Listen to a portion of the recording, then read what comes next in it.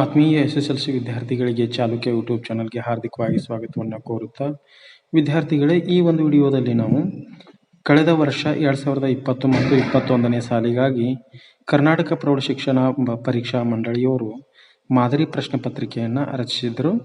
ಇದು 2ನೇ ಸೆಟ್ ಮಾದರಿ ಪ್ರಶ್ನೆ ಪತ್ರಿಕೆ. ಈ ಪ್ರಶ್ನೆ ಪತ್ರಿಕೆಯಲ್ಲಿ ಬಂದಿರತಕ್ಕಂತಹ ಪ್ರಶ್ನೆಗಳನ್ನು ನಾವು ಚರ್ಚೆ ಮಾಡೋಣ. ಬನ್ನಿ ವಿದ್ಯಾರ್ಥಿಗಳೇ, ಈಗ ನಾವು 1ನೇ ಪ್ರಶ್ನೆಯನ್ನು ನೋಡೋಣ. 1ನೇ ಪ್ರಶ್ನೆ: ಈ ಪ್ರತಿಯೊಂದು ಪ್ರಶ್ನೆಗಳಿಗೆ ಅಥವಾ ಅಪೂರ್ಣ ಹೇಳಿಕೆಗಳಿಗೆ 4 ಆಯ್ಕೆಗಳನ್ನು ನೀಡಲಾಗಿದೆ. ಅವುಗಳಲ್ಲಿ ಸೂಕ್ತವಾದ ಉತ್ತರವನ್ನು ಆರಿಸಿ ಕ್ರಮಾಕ್ಷರದೊಂದಿಗೆ ಬರೆಯಿರಿ. 8 × 1 ಅಂತಂದ್ರೆ 8 ಪ್ರಶ್ನೆಗಳು, ಪ್ರತಿಯೊಂದಕ್ಕೆ 1 ಅಂಕ, ಒಟ್ಟು 8 ಅಂಕಗಳು. ಸರಿ, 1ನೇ ಪ್ರಶ್ನೆ ಹೀಗಿದೆ. 1ನೇ ಪ್ರಶ್ನೆ: a1x + b1y + c1 = 0 ಮತ್ತು a2x + b2y + c2 = 0 ರೇಖೆಗಳ ಜೋಡಿಗಳು ಛೇದಿಸುವ ರೇಖೆಗಳಾದಾಗ, ಕಂಡೀಷನ್ ಇಲ್ಲಿದೆ ನೋಡಿ, ಛೇದಿಸುವ ರೇಖೆಗಳಾದಾಗ ಅವುಗಳ ಸಹಗುಣಕಗಳ ಅನುಪಾತದ ಹೋಲಿಕೆಯು ಅಂತಂದೇಳಿ ಇದಕ್ಕೆ ನಾವು ನೇರವಾದಂಥ ಪ್ರಶ್ನೆಗೆ ನೇರವಾದಂತಹ ಉತ್ತರವನ್ನು ನೋಡ್ತೀವಿ. ಅದು ಆಪ್ಷನ್ ಎ, a1 ಅನುಪಾತ a2 is not equal to b1 ಅನುಪಾತ b2 ಅಂತಕ್ಕಂಥದ್ದು ಆಗ್ತದ. ಸರಿ, ಇಲ್ಲಿ ನಾಟ್ ಈಕ್ವಲ್ ಟು ಇದ್ದಾಗ ಅವು ಛೇದಿಸುವ ರೇಖೆಗಳಾಗಿರ್ತವೆ ಮತ್ತು ಅನನ್ಯ ಪರಿಹಾರವನ್ನು ಹೊಂದಿರತಕ್ಕಂಥವುಗಳು ಆಗಿರ್ತವೆ. 2ನೇ ಪ್ರಶ್ನೆ ಹೀಗಿದೆ. 2x14 ಸಮಾಂತರ ಶ್ರೇಣಿಯಲ್ಲಿದ್ದಾಗ x ನ ಬೆಲೆಯು ಅಂತಂದು ಹೇಳಿ ಪ್ರಶ್ನೆ ಇದೆ. ಸರಿ, ಈ ಪ್ರಶ್ನೆಗೆ ನಾವು ಉತ್ತರವನ್ನು ಹೀಗೆ ಕಂಡುಕೋತೀವಿ. ಒಟ್ಟು 3 ಪದಗಳಿದಾವೆ. ಇಲ್ಲಿ d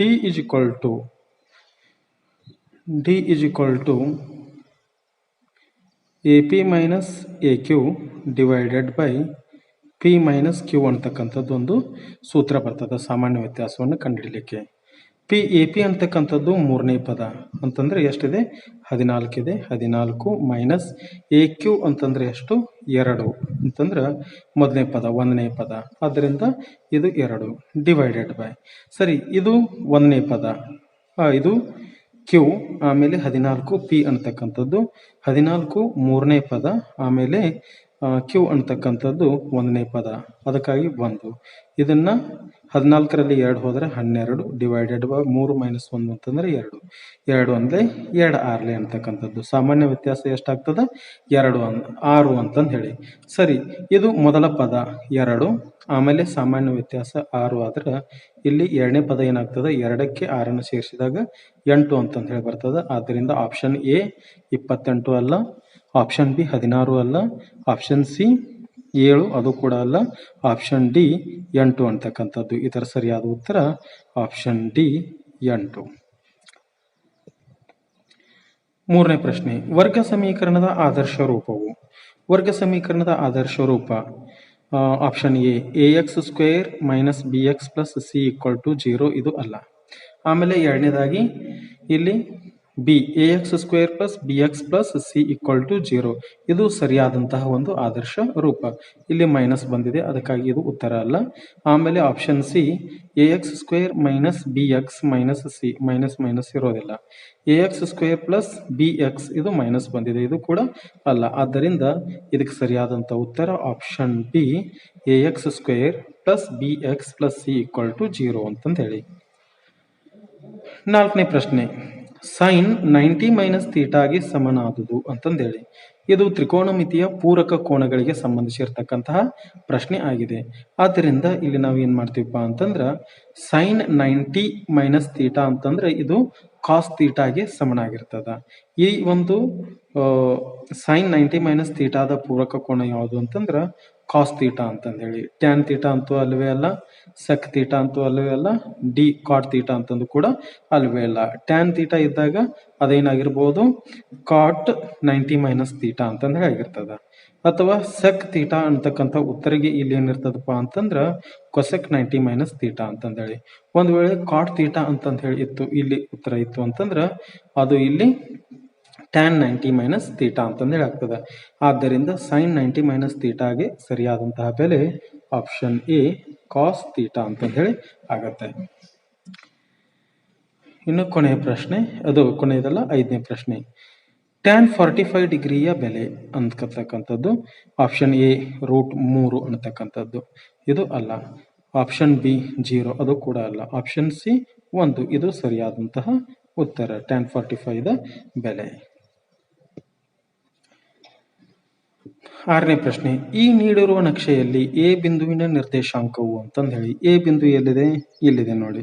ಎ ಬಿಂದು ಎಲ್ಲಿದೆಪ್ಪ ಅಂತಂದ್ರೆ ಎಕ್ಸ್ ಅಕ್ಷದ ಮೇಲಿದೆ.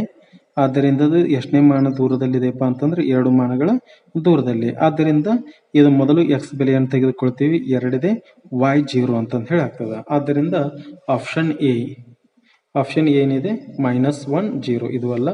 ಆಪ್ಷನ್ ಬಿ 1 - 1 ಅದು ಅಲ್ಲ. ಆಪ್ಷನ್ ಸಿ 0 2 ಅಂತಕ್ಕಂಥದ್ದು ಅಲ್ಲ. ಆಪ್ಷನ್ ಡಿ 2 0 ಅನ್ನತಕ್ಕಂಥದ್ದು ಇದು ಸರಿಯಾದಂತಹ ಉತ್ತರ. ಮುಂದಿನ ಪ್ರಶ್ನೆ 7ನೇ ಪ್ರಶ್ನೆ, ಕೇಂದ್ರೀಯ ಪ್ರವೃತ್ತಿಗಳ 3 ಅಳತೆಗಳ ನಡುವಿನ ಪ್ರಾಯೋಗಿಕ ಸಂಬಂಧ. ಆಪ್ಷನ್ ಎ 2 ಮಧ್ಯಾಂಕ = ಬಹುಲಕ ಪ್ಲಸ್ 3 ಸರಾಸರಿ ಇದು ತಪ್ಪು. ಆಮೇಲೆ ಆಪ್ಷನ್ ಬಿ 3 ಮಧ್ಯಾಂಕ = ಬಹುಲಕ ಪ್ಲಸ್ 2 ಸರಾಸರಿ ಇದು ಸರಿಯಾದಂತಹ ಉತ್ತರ ಆಗಿದೆ. ಆಮೇಲೆ ಆಪ್ಷನ್ 8ನೇ ಪ್ರಶ್ನೆ ಹೋಗೋಣ. 8ನೇ ಪ್ರಶ್ನೆ ಹೀಗಿದೆ, ಕೊಟ್ಟಿರುವ ST ಸಮಾಂತರ QR ಇದೆ. ಚಿತ್ರದಲ್ಲಿ PS ಅನುಪಾತ SQ ಅನ್ನತಕ್ಕಂಥದ್ದು ಇದು ತ್ರಿಭುಜಗಳ ಪಾಠದಿಂದ ಮೂಲ ಸಮಾನುಪಾತತೆಯ ಪ್ರಮೇಯ ಅಥವಾ ತೇಲ್ಸನ ಪ್ರಮೇಯಕ್ಕೆ ಸಂಬಂಧಿಸಿರ್ತಕ್ಕಂಥದ್ದು. ಸರಿ, PS ಅನುಪಾತ SQ ಆತಂದ್ರೆ ಈ ಕಡೆ PT ಅನುಪಾತ TR ಅಂತಂದು ಹೇಳಿ. PT ಅನುಪಾತ TR ಆಪ್ಷನ್ ಎ 1ನೇದೇ ಇದೆ, ಇದು ಸರಿಯಾದಂಥದ್ದು. ಸರಿ, PS ಅನುಪಾತ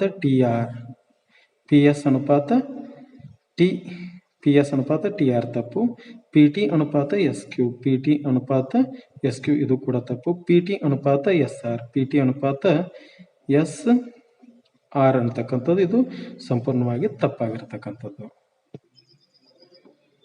ರೋಮನ್ ಅಂಕಿ 2ನೇ ಪ್ರಶ್ನೆ, ಈ ಕೆಳಗಿನ ಪ್ರಶ್ನೆಗಳಿಗೆ ಉತ್ತರಿಸಿರಿ. ಒಟ್ಟು 8 ಪ್ರಶ್ನೆಗಳು, ಪ್ರತಿಯೊಂದಕ್ಕೂ 1 ಅಂಕ, ಒಟ್ಟು 8 ಅಂಕಗಳು. ಮೊದಲನೇ ಪ್ರಶ್ನೆ ಹೇಗಿದೆ, 9ನೇ ಪ್ರಶ್ನೆ, x + y = 7 ಅಂತಕ್ಕಂಥದ್ದು. ಇಲ್ಲಿ x = 3 ಆದಾಗ y ನ ಬೆಲೆಯನ್ನ ಕಂಡುಹಿಡಿಯಿರಿ ಅಂತಂದು ಹೇಳಿ. x ಸ್ಥಾನದಲ್ಲಿ ನಾವು 3 ಬರೆದುಕೊಂಡು y = 7 ಅಂತಂದು ಹೇಳಿ ಬರಿತೀವಿ. ಇದನ್ನು ನಾವು y = 7 - 3 ಅಂತಂದು ಹೇಳಿ ತೆಗೆದುಕೊಳ್ತೀವಿ. y = ಏನಾಗ್ತದೆ ಹೇಳ್ರಿ 4 ಅಂತಂದು ಹೇಳಿ. ಇದಕ್ಕೆ ಸರಿಯಾದಂಥ ಉತ್ತರ y = 4. ಇದು 9ನೆಯ ಪ್ರಶ್ನೆ. ಮುಂದಿನ ಒಂದು ಪ್ರಶ್ನೆ 9ನೇ ಪ್ರಶ್ನೆ. ಇದು ಡಯಾಗ್ರಾಮ್ ಅನ್ನ ಕೊಟ್ಟಿದ್ದಾರೆ. ಈ ಕೊಟ್ಟಿರುವ ಚಿತ್ರದಲ್ಲಿ P ಬಿಂದು ಯಾವುದು? ಈ P ಬಿಂದು BC ನ ಮಧ್ಯ ಬಿಂದುವಾಗಿದೆ. ಮಧ್ಯ ಬಿಂದುವಾದರೆ P ಯ ನಿರ್ದೇಶಾಂಕವನ್ನು ಕಂಡುಹಿಡಿಯುವ ಸೂತ್ರ ಬರೆಯಿರಿ ಅಂತಕ್ಕಂಥದ್ದು. ಸರಿ, ಇಲ್ಲಿ ಕೊಟ್ಟಿರ್ತಕ್ಕಂಥದ್ದು ಇದು ಏನಪ್ಪಾ ಕನ್ಫ್ಯೂಷನ್ ಮಾಡಲಿಕ್ಕೆ ಕೊಟ್ಟಿರ್ತಕ್ಕಂಥದ್ದು. ಕೇವಲ ನಾವು B ಬಿಂದುವನ್ನ ಮತ್ತು C ಬಿಂದುವನ್ನ ಮಾತ್ರ ಗಣನೆಗೆ ತೆಗೆದುಕೊಳ್ಬೇಕು. ಈ ಮಧ್ಯದಲ್ಲಿ ಇರತಕ್ಕಂತಹ ಬಿಂದುವಿನ ನಿರ್ದೇಶಾಂಕಗಳನ್ನ ನಾವು ಕಂಡುಹಿಡಿಬೇಕಾದ್ರೆ ಏನ್ ಮಾಡಬೇಕು? B ಮತ್ತು C ಬಿಂದುಗಳನ್ನ ಪರಿಗಣನೆಗೆ ತೆಗೆದುಕೊಳ್ಬೇಕಾದಾಗ ಈ ಒಂದು ಬಿಂದುವಿನ ನಿರ್ದೇಶಾಂಕಗಳನ್ನು ಹೇಳಬೇಕಾದಾಗ ನಾವು ಭಾಗ ಪ್ರಮಾಣ ಸೂತ್ರವನ್ನ ಬಳಕೆ ಮಾಡಬೇಕಾಗ್ತದ. ಭಾಗ ಪ್ರಮಾಣ ಸೂತ್ರವನ್ನ ಬಳಕೆ ಮಾಡಿಕೊಂಡು m ಅನುಪಾತ n, m ನ ಬೆಲೆನೂ ಕೂಡ 1, ಆಮೇಲೆ n ನ ಬೆಲೆನೂ ಕೂಡ 1 ಆದಾಗ ಇದು ಮಧ್ಯ ಬಿಂದುವಿನ ಸೂತ್ರವನ್ನ ಬರಿಬೇಕಾಗ್ತದ. ಆವಾಗ ನಾವೇನಂತಂದು ಬರಿತೀವಪ್ಪ ಅಂತಂದ್ರ 10ನೇ ಪ್ರಶ್ನೆಗೆ ಉತ್ತರ P ಯ ಬಿಂದುಗಳು ಯಾವುವು ಅಂತಂದ್ರೆ x ಅಂತಂದ್ರೆ x2 + x3 / 2, ಆಮೇಲೆ y2 + y3 / 2 ಅನ್ನತಕ್ಕಂಥದ್ದು ಇಷ್ಟು ನೋಡ್ರಿ. x2 ಮತ್ತು x3 ಅನ್ನ ಕೂಡಿಸಿ 2ರಿಂದ ಭಾಗಿಸಿದಾಗ ಇಲ್ಲಿಯ x ನ ಬೆಲೆ ಸಿಗ್ತದ. ಆಮೇಲೆ y2 ಮತ್ತು y3 ಅನ್ನ ಕೂಡಿಸಿ /2 ಮಾಡಿದಾಗ ಈ P ಬಿಂದುವಿನ y ನಿರ್ದೇಶಾಂಕ ನಮಗೆ ಸಿಗ್ತದ. 12ನೇ ಪ್ರಶ್ನೆ, ನೇರ ಸಿಲಿಂಡರ್ನ ಪೂರ್ಣ ಮೇಲ್ಮೈ ವಿಸ್ತೀರ್ಣವನ್ನ ಕಂಡುಹಿಡಿಯುವ ಸೂತ್ರವನ್ನು ಬರೆಯಿರಿ ಅಂತಂದು ಹೇಳಿ. ಸರಿ, ಆ ಸೂತ್ರವನ್ನ ಬರೆಯೋಣ. 11ನೇ ಪ್ರಶ್ನೆ, ಇದು 12ನೇ ಪ್ರಶ್ನೆ. ಸಿಲಿಂಡರ್ನ ಪೂರ್ಣ ಮೇಲ್ಮೈ ವಿಸ್ತೀರ್ಣ is equal to 2πr in the bracket r plus h ಚದರ್ಮಾನಗಳು ಅಂತಂದು ಹೇಳಿ. ನೆಕ್ಸ್ಟ್ 13ನೇ ಪ್ರಶ್ನೆ ಘನಗೋಳದ ಗಾತ್ರವನ್ನ ಕಂಡುಹಿಡಿಯುವ ಸೂತ್ರ ಬರೆಯಿರಿ ಅಂತಂದು ಹೇಳಿ. ಘನಗೋಳದ ಗಾತ್ರ ಈಕ್ವಲ್ ಟು 4/3πr³ ಅಂತಕ್ಕಂಥದ್ದು ಸೂತ್ರ. ನೆಕ್ಸ್ಟ್ 14ನೇ ಪ್ರಶ್ನೆ. 14ನೇ ಪ್ರಶ್ನೆ ಹೀಗಿದೆ: ಶಂಕುವಿನ ಓರೆ ಎತ್ತರ L, ಎತ್ತರ h ಮತ್ತು ತ್ರಿಜ್ಯ r ನಡುವಿನ ಗಣಿತೀಯ ಸಂಬಂಧವನ್ನ ಬರೆಯಿರಿ ಅಂತಂದು ಹೇಳಿ. ಇದರ ಸಂಬಂಧವನ್ನು ಹೀಗೆ ಬರಿತೀವಿ: L square is equal to h square plus r square ಅಂತ ಹೇಳಿ ಈಗ ಕೂಡ ಬರೀತಾರೆ. ಇನ್ನು ಕೆಲವು ಜನರು L is equal to square root h square plus r square ಅಂತಂದು ಹೇಳಿ ಈ ಎರಡು ಸೂತ್ರಗಳಿಂದ ಯಾವುದಾದ್ರೂ ಒಂದನ್ನು ಬರೆದರೂ ಕೂಡ ನಡೀತದ. ಇದು ಓರೆ ಎತ್ತರ, ಇದು ಶಂಕುವಿನ ಎತ್ತರ, ಆಮೇಲೆ ಇದು r ಶಂಕುವಿನ ವೃತ್ತಪಾದದ ತ್ರಿಜ್ಯ. 15ನೇ ಪ್ರಶ್ನೆ. ಒಂದು ಸಮಾಂತರ ಶ್ರೇಣಿಯಲ್ಲಿ an = 3n-2 ಆದಾಗ ಆ ಶ್ರೇಣಿಯ ಎರಡನೇ ಪದವನ್ನ ಕಂಡುಹಿಡಿಯಿರಿ ಅಂತಂದು ಹೇಳಿ. ಸರಿ, ಇದಕ್ಕೆ ನಾವು ಏನ್ ಮಾಡ್ತೀವಪ್ಪ ಅಂತಂದ್ರೆ ಹೀಗೆ ಬರೆದುಕೊಳ್ತೀವಿ. 15ನೇ ಪ್ರಶ್ನೆಗೆ ಉತ್ತರ an = 3n-2 ಆದಾಗ ಎರಡನೇ ಪದ ಕಂಡುಹಿಡಿಯಿರಿ ಅಂತಂದು ಹೇಳಿ. ಅಲ್ಲಿ n = 2 ಬೆಲೆಯನ್ನು ತುಂಬೋಣ.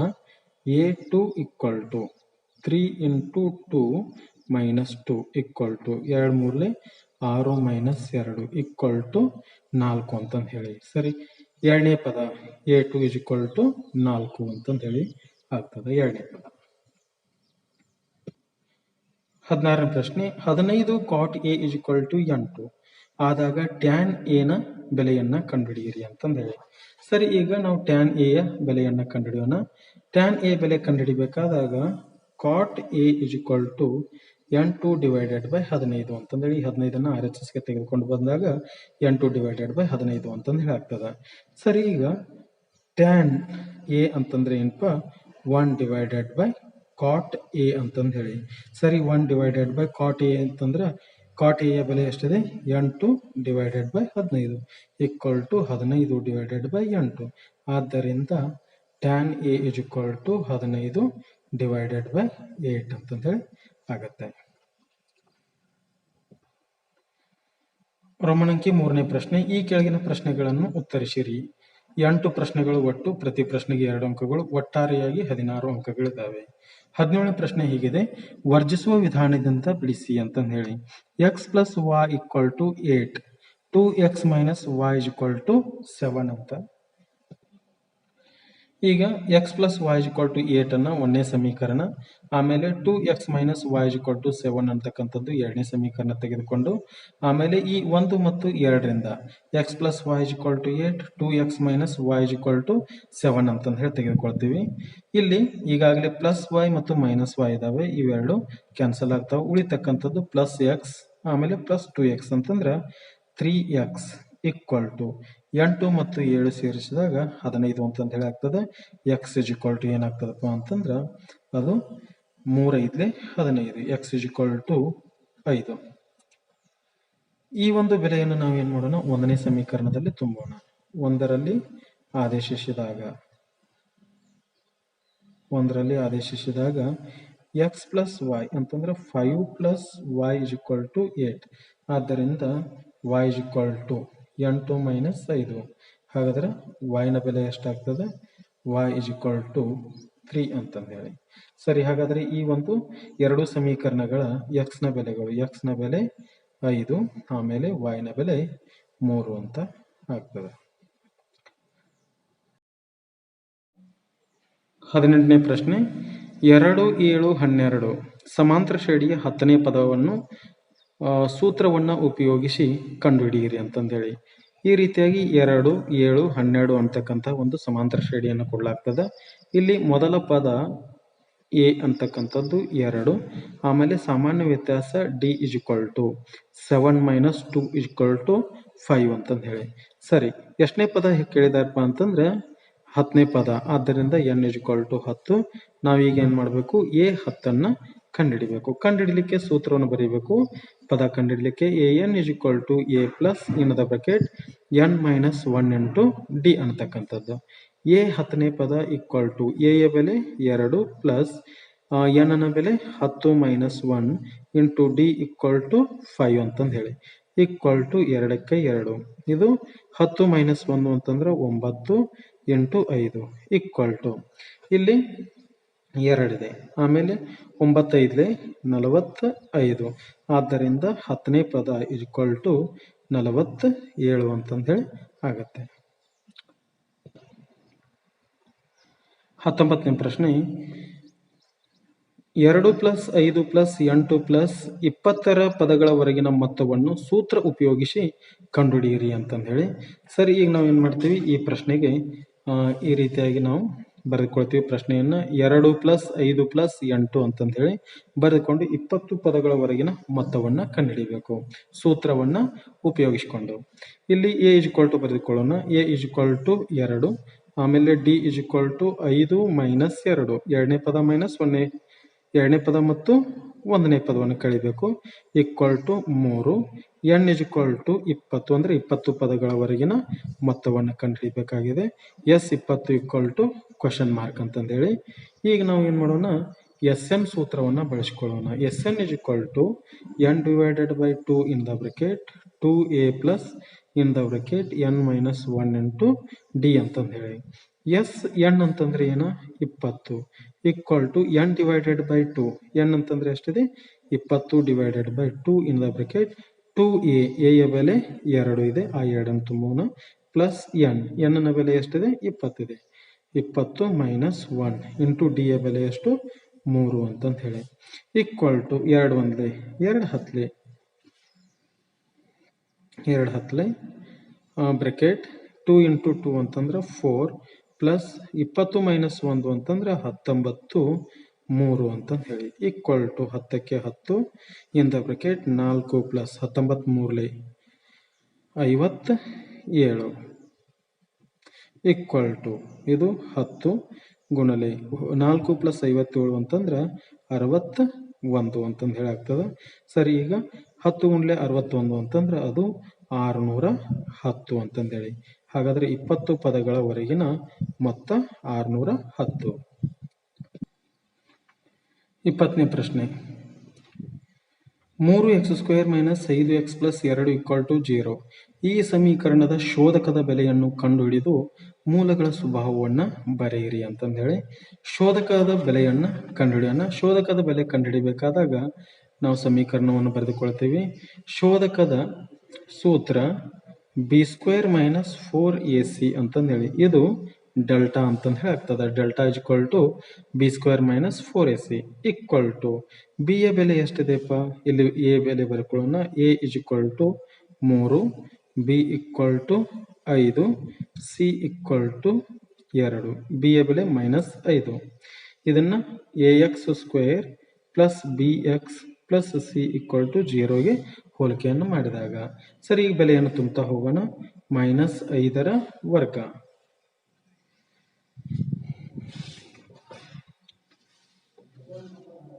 -5ರ ವರ್ಗ ಮೈನಸ್ 4ac ಅಂತಂದ್ರೆ 4ಗೆ 4. ಎ ಯ ಬೆಲೆ ಎಷ್ಟಪ್ಪ ಅಂತಂದ್ರೆ 3. ಆಮೇಲೆ ಸಿ ಯ ಬೆಲೆ ಎಷ್ಟಾಗ್ತದೆ, 2 = -5ರ ವರ್ಗ ಅಂತಂದ್ರೆ 25 ಮೈನಸ್ 4 3 12 12 24 = 1 ಅಂತಂದು ಹೇಳಿ. ಹಾಗಾದರೆ ಡೆಲ್ಟಾದ ಬೆಲೆ ಏನಾಯಿತು, 1 ಅಂತಂದು ಹೇಳಿ. ಹಾಗಾದರೆ ಡೆಲ್ಟಾದ ಬೆಲೆ 1 ಅಂತಂದ್ರೆ ಇದರ ಅರ್ಥ delta is greater than 0. Delta is greater than 0 ಆದಾಗ ಮೂಲಗಳು ವಿಭಿನ್ನವಾಗಿರ್ತವೆ ಮತ್ತು ವಾಸ್ತವವಾಗಿರ್ತವೆ. ಮೂಲಗಳು ವಿಭಿನ್ನ ಮತ್ತು ವಾಸ್ತವ ಅಂತಂದೇಳಿ ಈ ರೀತಿಯಾಗಿ. ಒಂದು ವೇಳೆ ಇದು ಡೆಲ್ಟಾ ಇಸ್ ಲೆಸ್ ದೆನ್ 0 ಇತ್ತಂತಂದ್ರೆ ಆವಾಗ ಮೂಲಗಳು ವಾಸ್ತವ ಮೂಲಗಳು ಆಗಿರುವುದಿಲ್ಲ ಅಂತಂದೇಳಿ, ಅಥವಾ ಡೆಲ್ಟಾ = 0 ಇತ್ತು ಅಂದ್ರೆ ಅವು ಮೂಲಗಳು ಸಮವಾಗಿರ್ತವೆ ಮತ್ತು ವಾಸ್ತವವಾಗಿರುತ್ತವೆ.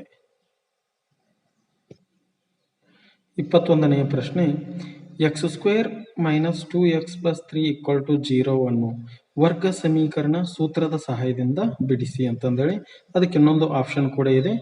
x² + 5x + 6 = 0 ಅಪವರ್ತಿಸುವುದರನ್ನು ಬಿಡಿಸಿ ಅಂತಂದೇಳಿನೂ ಕೂಡ ಪ್ರಶ್ನೆ ಇದೆ. ಸರಿ, ಇದಕ್ಕೆ ನಾವು ಉತ್ತರವನ್ನು ಕಂಡುಕೊಳ್ಳೋಣ. 21ನೆಯ ಪ್ರಶ್ನೆ ಸೂತ್ರದ ವಿಧಾನದಿಂದ ಕಂಡುಹಿಡಿಬೇಕಾದಾಗ ಮೊದಲಿಗೆ ನಾವು ಏನು ಮಾಡಬೇಕು? ax² + bx + c = 0 ಇದು ವರ್ಗ ಸಮೀಕರಣದ ಆದರ್ಶ ರೂಪ. ಇಲ್ಲಿ ನಾವು a ಯ ಬೆಲೆ 1, b ಯ ಬೆಲೆ -2, c ಯ ಬೆಲೆ 3 ಅಂತಂದು ಹೇಳಿ ಬರೆದುಕೊಳ್ಳೋಣ. ಬರೆದುಕೊಂಡಾದ ನಂತರ ಸೂತ್ರದ ವಿಧಾನದಿಂದ ನಾವು ಕಂಡುಹಿಡಿಬೇಕಾದಾಗ ಸೂತ್ರವನ್ನು ಬರ್ಕೋಬೇಕು. x = -b ± √b² - 4ac / 2a = ಮೈನಸ್ಗೆ minus, ಆಮೇಲೆ b ಯ ಬೆಲೆ ಎಷ್ಟಿದೆ? -2, ಆಮೇಲೆ ± -2² - 4. a ಯ ಬೆಲೆ ಎಷ್ಟಿದೆ? 1, ಆಮೇಲೆ c ಯ ಬೆಲೆ 3 ಅಂತಂದು ಹೇಳಿ /2a ಅಂತಕ್ಕಂಥದ್ದು 1 ಅಂತಂದು ಹೇಳಿ. ಸರಿ, x ಮೈನಸ್ ಇಂಟು ಮೈನಸ್ ಏನಾಯ್ತು ಹೇಳ್ರಿ? +2 ಅಂತಂದು ಹೇಳಾಯ್ತು, ± ಮೈನಸ್ 2ರ ವರ್ಗ 4, ಆಮೇಲೆ -4, 4 × 1 ಅಂತಂದ್ರೆ 4, 4 × 3 ಅಂತಂದ್ರೆ 12 ಅಂತಂದು ಹೇಳಿ ಆಗ್ತದೆ /2 × 1 ಅಂತಂದ್ರೆ 2 = 2 ± ರೂಟ್. ಇದು 4 ಇದೆ, ಇದು -12 ಇದೆ. ಹಾಗಾದ್ರೆ ಇಲ್ಲಿ ಎಷ್ಟು ಉಳಿತಪ್ಪ ಅಂತಂದ್ರೆ -8 ಅಂತಂದು ಹೇಳಿ ಉಳಿತದ. -8/2 ಅಂತಂದು ಹೇಳಿ. ಸರಿ, ಈಗ ನಾವು ಇದನ್ನ ಏನು ಮಾಡೋಣಪ್ಪ ಅಂತಂದ್ರೆ ಈ 8ಅನ್ನು ಈ ರೀತಿಯಾಗಿ ಹೊರಗೆ ತೆಗಿಲಿಕ್ಕೆ ಬರ್ತದೆ. 2 ± ರೂಟ್ 4 × -2 ಅಂತಂದು ಹೇಳಿ /2 ಅಂತಂದು ಹೇಳಾಗ್ತದೆ. ಆವಾಗ x = 2ಗೆ 2 ± ಈ 4 ಏನಾಗ್ತದೆ 2 ಆಗಿ ವರ್ಗಮೂಲ ಆಗಿ ಹೊರಗೆ ಬರ್ತದೆ. ಇದು -2 /2 ಈ 2ರಲ್ಲಿ ಸಾಮಾನ್ಯವಾಗಿ 2 ಇದೆ.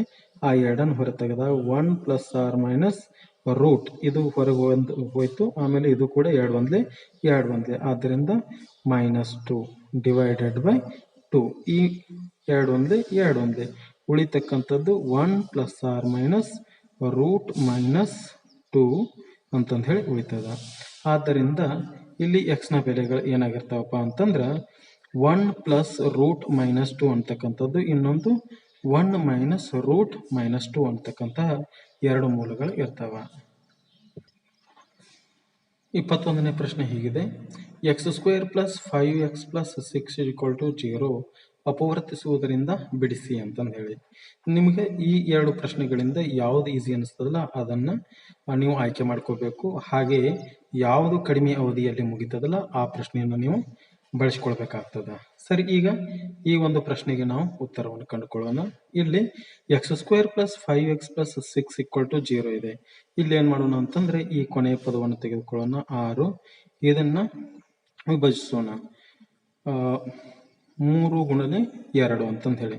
ಸರಿ, +6 ಇರೋದ್ರಿಂದ ಮತ್ತು ಇಲ್ಲಿ +5 ಇರೋದ್ರಿಂದ 2 ಪ್ಲಸ್ ಮತ್ತು ಪ್ಲಸ್ ಅನ್ನು ತೆಗೆದುಕೊಂಡ್ವಿ ಅಂತಂದ್ರೆ 3 2 6 ಅಂತಂದು ಹೇಳಾಗ್ತದೆ. ಇವೆರಡನ್ನು ಕೂಡಿಸಿದ್ರೆ +5x ಅಂತಂದು ಹೇಳಾಗ್ತದ. ಆದ್ದರಿಂದ ಇದು x² + 3x + 2x + 6 = 0. ಸರಿ, ಈ 2 ಪದಗಳಿಂದ ಸಾಮಾನ್ಯವನ್ನು ಹೊರಗೆ ತೆಗೆಯೋಣ. ಇಲ್ಲಿ x ಇದೆ, ಆಮೇಲೆ ಈ x ಅನ್ನು ಹೊರಗೆ ತೆಗೆದಾಗ x + 3 ಒಂದು ಬ್ರಾಕೆಟ್ದಲ್ಲಿ ಪ್ಲಸ್, ಇಲ್ಲಿ 2 ಇದೆ, ಇದು 2 ಅಂಕಿ ಮಗ್ಗಿ ಒಳಗೆ ಬರ್ತದೆ. ಅದಕ್ಕಾಗಿ 2 ಒಂದ್ಲೆ ಅಂತಂದ್ರೆ 2, ಅದರಿಂದ x 2 ಅಷ್ಟೇ 6, 2 ಮೂರ್ಲೆ = 0. ಆದ್ದರಿಂದ x + 3 ಒಂದು ಬ್ರಾಕೆಟ್ದಲ್ಲಿ, ಇನ್ನೊಂದು ಬ್ರಾಕೆಟ್ದಲ್ಲಿ ಈ 2ರಲ್ಲಿನೂ ಕಾಮನ್ ಆಗಿರ್ತಕ್ಕಂಥದ್ದು x + 3, ಇಲ್ಲಿನೂ ಕೂಡ x + 3 ಇದೆ. ಆದ್ದರಿಂದ ಈ x + 3 ಸಾಮಾನ್ಯವಾಗಿ ಹೊರಗೆ ತೆಗೆದಾಗ ಇದು x ಉಳಿತು, ಪ್ಲಸ್ ಇದನ್ನ x + 3 ಅನ್ನು ಹೊರಗೆ ತೆಗೆದಾಗ 2 ಅಂತಂದು ಉಳಿತು = 0. ಆದ್ದರಿಂದ x + 3 = 0 or x + 2 = 0 ಅಂತಕ್ಕಂಥದ್ದು. ಆದ್ದರಿಂದ x is equal to -3 or x is equal to -2 ಅನ್ನತಕ್ಕಂತಹ ಈ ವರ್ಗ ಸಮೀಕರಣದ ಪರಿಹಾರಗಳು. 27ನೇ ಪ್ರಶ್ನೆ, ಎ 3, 6 ಮತ್ತು ಬಿ 5, 7 ಈ ಬಿಂದುಗಳ ನಡುವಿನ ದೂರ ಸೂತ್ರ ಬಳಸಿ ಕಂಡುಹಿಡಿಯಿರಿ ಅಂತಂದು ಹೇಳಿ ಪ್ರಶ್ನೆ ಇದೆ. ಸರಿ, ಈ ಪ್ರಶ್ನೆಗೆ ಉತ್ತರವನ್ನು ನಾವು ದೂರದ ಸೂತ್ರವನ್ನು ಬಳಸಿಕೊಂಡು ಕಂಡುಹಿಡಿಯೋಣ. 27ನೇ ಪ್ರಶ್ನೆ, A x1 y1 is equal to A 3 ಮತ್ತು 6, x1 ನ ಬೆಲೆ 3, y1 ನ ಬೆಲೆ 6, x2 ನ ಬೆಲೆ 5, y2 ನ ಬೆಲೆ 7 ಅಂತಂದು ಹೇಳಿದೆ. ಇಲ್ಲಿ ಎ ಮತ್ತು ಬಿ ಬಿಂದುಗಳ ನಡುವಿನ ದೂರವನ್ನು ನಾವು ಸೂತ್ರವನ್ನು ಬಳಸ್ತೀವಿ. A B equal to square root x2 minus x1 whole square plus y2 minus y1 whole square equal to square root. ಇಲ್ಲಿ x2 ನ ಬೆಲೆ ಏನಿದೆ 5 ಮೈನಸ್ x1 ನ ಬೆಲೆ ಎಷ್ಟಿದೆ 3 ಹೋಲ್ ಸ್ಕ್ವೇರ್ ಪ್ಲಸ್ y2 ನ ಬೆಲೆ 7 ಮೈನಸ್ y1 ನ ಬೆಲೆ ಎಷ್ಟಿದೆ 6 whole square equal to square root 5 minus 3 ಅಂತಂದ್ರೆ 2 ಸ್ಕ್ವೇರ್ ಪ್ಲಸ್ 7 ಮೈನಸ್ 6 ಅಂತಂದ್ರೆ 1 square equal to square root 2ರ ವರ್ಗ 4 ಪ್ಲಸ್ 1ರ ವರ್ಗ 1. ಆದ್ದರಿಂದ ಎ ಬಿಯ ಬೆಲೆ ಅಥವಾ ಎ ಮತ್ತು ಬಿ ಬಿಂದುಗಳ ನಡುವಿನ ದೂರ √5 ಮಾನಗಳು ಅಂತಂದು ಹೇಳಿ ಇದನ್ನ ಬರೆಯಲೇಬೇಕು. ಮಾನಗಳು ಯಾಕಂತಂದ್ರೆ ಅದು ಸೆಂಟಿಮೀಟರ್ದಲ್ಲಿದೆಯೋ ಮೀಟರ್ದಲ್ಲಿದೆಯೋ ಅಂತಕ್ಕಂಥದ್ದು ಕೊಟ್ಟಿಲ್ಲ, ಒಟ್ಟು ದೂರ ಮಾನಗಳನ್ನು ಹೊಂದಿರ್ತದೆ. ಆದ್ದರಿಂದ A B is equal to √5. 22ನೇ ಪ್ರಶ್ನೆಯಲ್ಲಿ ಇನ್ನೊಂದು ಆಪ್ಷನ್ ಇದೆ. ಎ 0, 0 ಮತ್ತು ಬಿ 5, 10 ರೇಖಾಖಂಡವನ್ನು ಸೇರಿಸುವ ರೇಖೆಯು ಪಿ ಬಿಂದುವು 2:3 ಅನುಪಾತದಲ್ಲಿ ವಿಭಾಗಿಸುತ್ತದೆ. ಹಾಗಾದರೆ ಪಿ ಬಿಂದುವಿನ ನಿರ್ದೇಶಾಂಕವನ್ನು ಕಂಡುಹಿಡಿಯಿರಿ. ಇಲ್ಲಿ ಅನುಪಾತವನ್ನು ನೀಡಿದ್ದಾರೆ 2:3 ಅಂತಕ್ಕಂಥದ್ದು. ಇದು ಭಾಗ ಪ್ರಮಾಣ ಸೂತ್ರವನ್ನು ಅವಲಂಬಿಸಿ ಲೆಕ್ಕವನ್ನು ಮಾಡಬೇಕಾಗುತ್ತೆ. ಸರಿ, ಎ ಅಂತಂದ್ರೆ x1 y1, x1 ನ ಬೆಲೆ 0, y1 ನ ಬೆಲೆ ಕೂಡ 0. ಆಮೇಲೆ ಬಿ ಅಂತಂದ್ರೆ x2 ನ ಬೆಲೆ 5, y2 ನ ಬೆಲೆ 10. m ಅನುಪಾತ n = 2:3. m ನ ಬೆಲೆ 2, n ನ ಬೆಲೆ 3 ಅಂತಕ್ಕಂಥದ್ದು. ಈಗ ಪಿ ಯ ಬೆಲೆಗಳನ್ನು ಕಂಡುಹಿಡಬೇಕು. ಪಿ ಯ ಬೆಲೆಗಳು ಯಾವಪ್ಪ ಅಂತಂದ್ರೆ x ಮತ್ತು y ಅಂತಕ್ಕಂಥವು ಈಕ್ವಲ್ ಟು ಇಲ್ಲಿ x ನ ಬೆಲೆಗಳನ್ನು ಬರೆದುಕೊಳ್ಳೋಣ. x ಬೆಲೆ ಬರೆಯುವಾಗ m1 x2 plus m2 x1 divided by m1 plus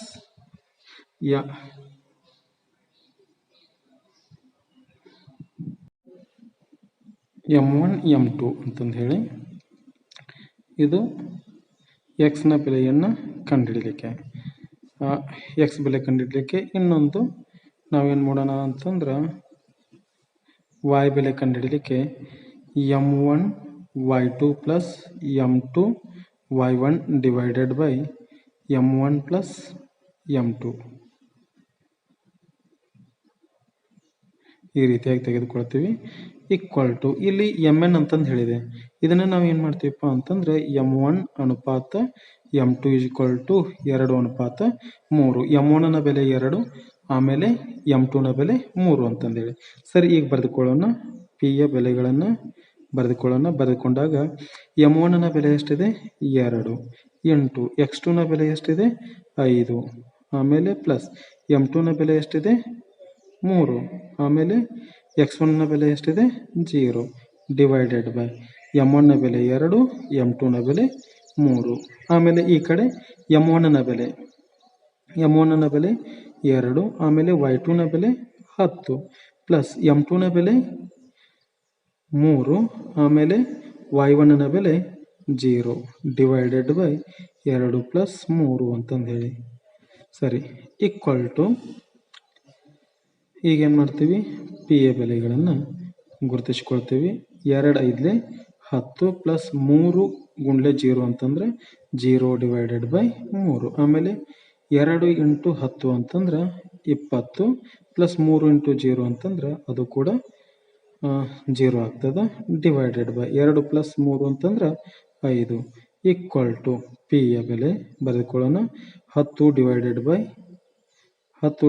ಸಾರಿ ಇದು 5 ಆಗಬೇಕು ಇದು 5 ಆಮೇಲೆ 20 divided by 5 equal to P ಯ ನಿರ್ದೇಶಾಂಕಗಳು 5 ಒಂದಲೇ 5 2 10 ಅಂತಂದ್ರೆ ಎಕ್ಸ್ ನ ಬೆಲೆ 2 ಆಯಿತು ಆಮೇಲೆ y ನ ಬೆಲೆ 5 ಒಂದಲೇ 5 4 4 ಅಂತಂದೇಳಿ ಆದ್ದರಿಂದ ದೇರ್ ಫೋರ್ ಪಿ ಯ ಬೆಲೆಗಳು ಎಕ್ಸ್ ಮತ್ತು y ಇಸ್ ಈಕ್ವಲ್ ಟು ಅಂತಂದ್ರೆ 2 ಮತ್ತು 4 ಅಂತಂದೇಳಿ 23ನೇ ಪ್ರಶ್ನೆ ರಚನೆಗೆ ಸಂಬಂಧಿಸಿರ್ತಕ್ಕಂಥದ್ದೇ 4 ಸೆಂಟಿಮೀಟರ್ ತ್ರಿಜ್ಯವುಳ್ಳ ವೃತ್ತದ ಪರಿಧಿ ಮೇಲಿನ ಯಾವುದೇ ಪಿ ಬಿಂದುವಿನಲ್ಲಿ ಸ್ಪರ್ಶಕವನ್ನು ರಚಿಸಿ ಅಂತಂದು ಹೇಳಿ ಸರಿ ಇದನ್ನ ರಚನೆಯನ್ನ ಮಾಡೋಣ ಮೊದಲು ತ್ರಿಜ್ಯ 4 ಸೆಂಟಿಮೀಟರ್ ಅಳತೆಯನ್ನ ಕೈವಾರದ ಮೇಲೆ ತೆಗೆದುಕೊಳ್ಳೋಣ ಸರಿ 4 ಸೆಂಟಿಮೀಟರ್ ಇದೆ ಮೊದಲಿಗೆ ಇಲ್ಲಿ ನಾವು ಏನು ಮಾಡೋಣ ಒಂದು ಬಿಂದುವನ್ನು ಇಟ್ಕೊಳ್ಳೋಣ ಇಟ್ಟು ಏನು ಮಾಡೋಣ ಒಂದು ತ್ರಿಜ್ಯವನ್ನು ರಚನೆ ಮಾಡೋಣ ತ್ರಿಜ್ಯವನ್ನು ಇಟ್ಕೊಂಡು ಒಂದು ವೃತ್ತವನ್ನು ರಚನೆ ಮಾಡೋಣ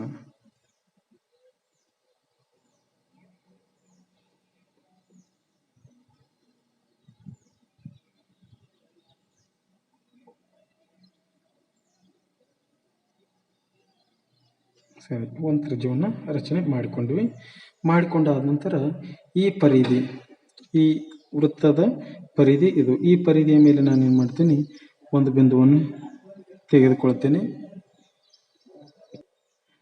ಈ ಬಿಂದುವನ್ನು ಗುರುತಿಸಿಕೊಂಡ್ವಿ ಬಿಂದುವನ್ನು ಗುರುತಿಸಿದ ನಂತರ ಇದನ್ನು ತ್ರಿಜ್ಯವನ್ನು ತೆಗೆದುಕೊಳ್ಳೋಣ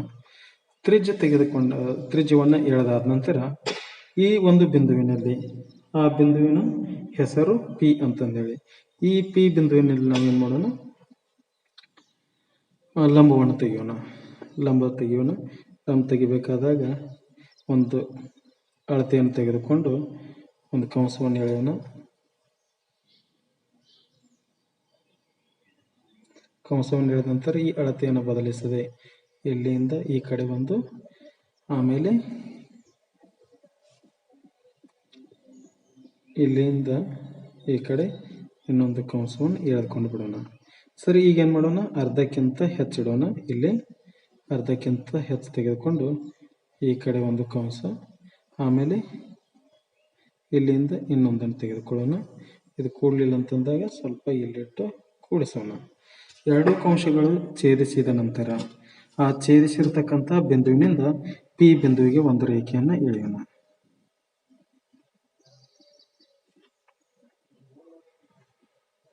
ಸರಿ ಈ ರೀತಿಯಾಗಿ ಒಂದು ಬಿಂದುವನ್ನು ಎಳೆದ್ವಿ ಆವಾಗ ಇಲ್ಲಿ ಸ್ಪರ್ಶಕ ತೆಗೆದಿದ್ದು ಈ ವೃತ್ತಕ್ಕೆ ಸ್ಪರ್ಶಕ ಯಾವುದು ಅಂತಂದ್ರೆ ಇದು ಎ ಅಂತಂದು ಹೇಳಿ ತೆಗೆದುಕೊಂಡ್ವಿ ವೃತ್ತ ಕೇಂದ್ರ ಓ ಎ ಪಿ ಅಂತಕ್ಕಂಥದ್ದು ಒಂದು ಸ್ಪರ್ಶಕ ಅಂತಂದು ಹೇಳಾಗ್ತದ ಈ ರೀತಿಯಾಗಿ ಮಾಡಿದ್ರು ಕೂಡ ನಡೀತದ ಇಲ್ಲ ಪಿ ಬಿಂದುವಿನಲ್ಲಿ ಕೋನಮಾಪಕವನ್ನು ಇಟ್ಟು 90 ಡಿಗ್ರಿಯನ್ನು ಗುರುತಿಸಿಕೊಂಡೂ ಕೂಡ ನಾವು ಒಂದು ಸ್ಪರ್ಶಕವನ್ನು ರಚನೆ ಮಾಡಬಹುದು 2 ಅಂಕದ ಕೊನೆಯ ಪ್ರಶ್ನೆ ಸೈನ್ ಅಲ್ಫಾ ಪ್ಲಸ್ ಕಾಸ್ ಥೀಟಾದ ಬೆಲೆಯನ್ನು ಕಂಡುಹಿಡಿಯಿರಿ ಅಂತಂದು ಹೇಳಿ ಸರಿ ಇಲ್ಲಿದೆ ನೋಡ್ರಿ ಇದು ಅಲ್ಫಾ ಆಮೇಲೆ ಇದು ಥೀಟಾ ಅಂತಕ್ಕಂಥದ್ದು ಸೈನ್ ಅಲ್ಫಾ ಅಂತಂದಾಗ ಇದರ ಅಪೋಸಿಟ್ ಸೈಡ್ ಬಿ ಸಿ ಅಂತಂದು ಹೇಳಾಗ್ತದೆ ಆಮೇಲೆ ಅದರ ಒಂದು ಹೈಪಾಟ್ನಸ್ ಎ ಸಿ ಅಂತಂದು ಹೇಳಿ ಕಾಸ್ ಥೀಟಾ ಇದ್ದಾಗ ಅಡ್ಜಸೆಂಟ್ ಸೈಡ್ ಬಿ ಸಿ ಆಗ್ತದೆ ಆಮೇಲೆ ಹೈಪಾಟ್ನಸ್ ಏನಾಗಿರ್ತದೆ ಎ ಸಿ ಅಂತಕ್ಕಂಥದ್ದು ಆಗಿರ್ತದೆ ಸರಿ ಈ ಬೆಲೆಗಳನ್ನು ಈಗ ನಾವು ಬರೆದುಕೊಳ್ಳೋಣ ಸೈನ್ ಅಲ್ಫಾ ಅಂತಂದ್ರೆ ಏನು ಸೈನ್ ಅಲ್ಫಾ ಅಂತಂದ್ರೆ B C divided by A C ಅಂತ ಆಮೇಲೆ ಕಾಸ್ ಥೀಟಾ ಅಂತಂದ್ರೆ B C divided by A C B ಸಿಯ ಬೆಲೆ ಏನಪ್ಪ ಅಂತಂದ್ರೆ 3 ಸೆಂಟಿಮೀಟರ್ ಬಿ ಸಿಯ ಬೆಲೆ 3 ಸೆಂಟಿಮೀಟರ್ ಡಿವೈಡೆಡ್ ಬೈ ಎ ಸಿಯ ಬೆಲೆ 5 ಅಂತಂದು ಹೇಳಿ ಪ್ಲಸ್ ಬಿ ಸಿಯ ಬೆಲೆನೂ ಕೂಡ 3 ಡಿವೈಡೆಡ್ ಬೈ 5 ಈಕ್ವಲ್ ಟು ಇಲ್ಲಿ 3 ಲಸ ತೆಗೆದಾಗ 5 3 ಪ್ಲಸ್ 3 ಅಂತಂದು ಹೇಳಿ ಆಗ್ತದೆ ಈಕ್ವಲ್ ಟು 6 ಡಿವೈಡೆಡ್ ಬೈ 5 ಅಂತಂದೇಳಿ ಸೈನ್ ಅಲ್ಫಾ ಪ್ಲಸ್ ಕಾಸ್ ತೀಟಾದ ಬೆಲೆ 6/5 ಅಂತಂದು ಹೇಳಿ. ಆತ್ಮೀಯ ವಿದ್ಯಾರ್ಥಿಗಳೇ, ಈ 4ನೇ ಪ್ರಶ್ನೆಯನ್ನು ನೋಡೋಣ. ಈ ಕೆಳಗಿನ ಪ್ರಶ್ನೆಗಳನ್ನು ಉತ್ತರಿಸಿರಿ. 9 ಪ್ರಶ್ನೆಗಳು, ಒಟ್ಟು 3 ಅಂಕದ ಪ್ರಶ್ನೆಗಳು.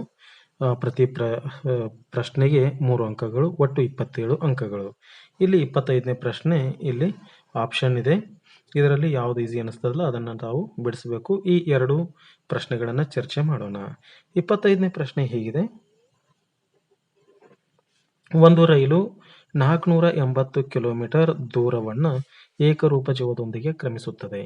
ಅದರ ಜವವು 10 ಕಿಲೋಮೀಟರ್ ಪರ್ ಅವರ್ ಅಧಿಕವಾದಾಗ ಅಷ್ಟೇ ದೂರವನ್ನು ಕ್ರಮಿಸಲು 4 ಗಂಟೆ ಕಡಿಮೆ ತೆಗೆದುಕೊಳ್ಳುತ್ತದೆ. ಹಾಗಾದರೆ ರೈಲಿನ ಜವವನ್ನು ಕಂಡುಹಿಡಿಯಿರಿ ಅಂತಂದು ಹೇಳಿದೆ. ಸರಿ, ಈಗ ನಾವು ಏನು ಮಾಡೋಣ, ಈ ಪ್ರಶ್ನೆಗೆ ಸಂಬಂಧಪಟ್ಟ ಹಾಗೆ ರೈಲಿನ ಜವ ಬರೆದುಕೊಳ್ಳೋಣ. ರೈಲಿನ ಜವ equal to x kilometre per hour ಆಗಿರಲಿ.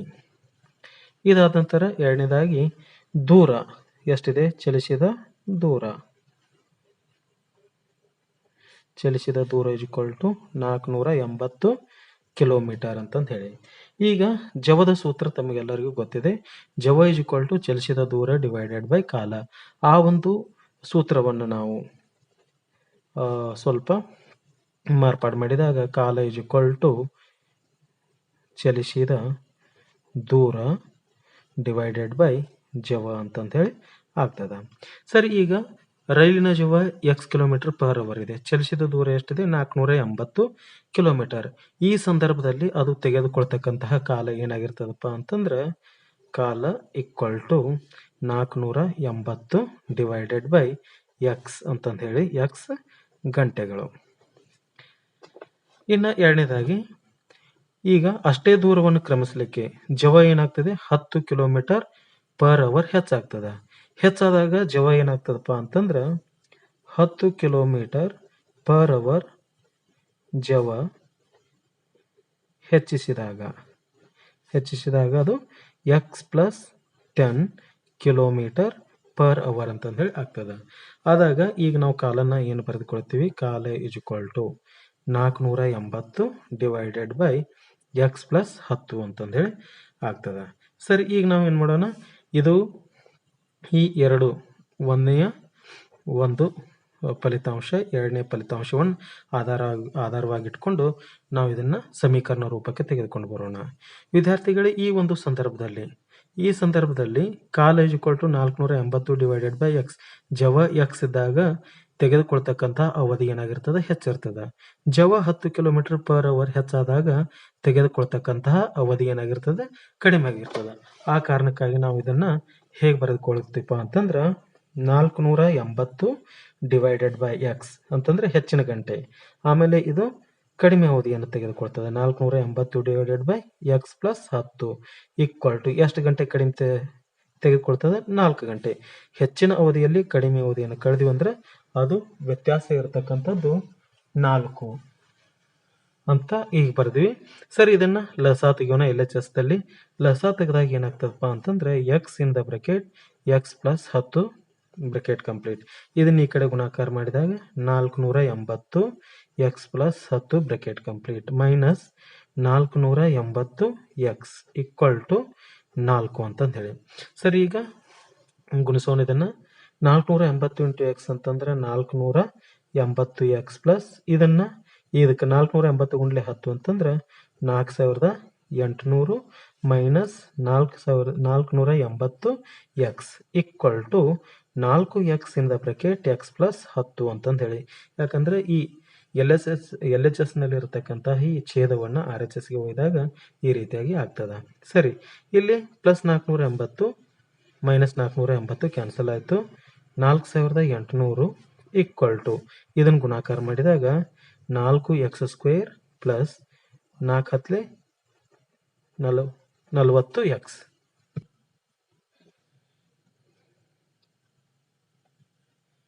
4x ಇಂಟು 10 ಅಂತಂದ್ರೆ 40x ಅಂತಂದು ಹೇಳಾಯ್ತು. ಇದನ್ನು ಹೇಗೆ ಬರೆಯೋಣ, 4x² plus 40x minus 4800 equal to 0. ಇದು ವರ್ಗ ಸಮೀಕರಣದ ಆದರ್ಶ ರೂಪ ಆಯಿತು. ಈ ಎಲ್ಲ ಪದಗಳು 4ರಿಂದ ಹೋಗ್ತಾವೆ. 4ರಿಂದ ಭಾಗಿಸಿದಾಗ ಎಕ್ಸ್ ಸ್ಕ್ವೇರ್ ಪ್ಲಸ್ ಇದು 10x ಮೈನಸ್ 4 1 4 ಆಮೇಲೆ 4 2 8 ಅಂದರೆ 1200 ಅಂತಂದು ಹೇಳಾಗ್ತದೆ. ಇದು ಮೈನಸ್ 1200 ನಾವು ಹೀಗೆ ಬರಿತೀವಿ ಅಂತಂದ್ರೆ 40 ಗುಣಲೆ 30 ಅಂತಂದೇಳಿ.